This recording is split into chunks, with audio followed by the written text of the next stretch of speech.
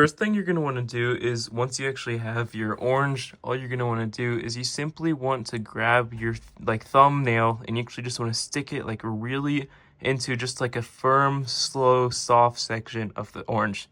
Once doing this, you can actually see it'll actually break open easy as that. Or if you have the top like this one, you can simply just do that. And that's actually the easiest way to peel the orange. And as you can see, if we just use that like so and just move, like use the side of your finger like that, the orange will actually peel right open and the peel will come off automatically.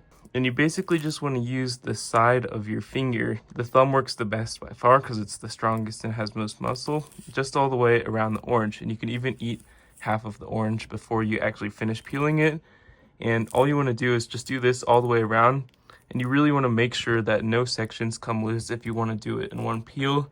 And as you can see, like this, all you've just done right there is we've just peeled it in one singular peel like that. This is the peel. Looks pretty funny actually. And yeah, this is our orange. Enjoy.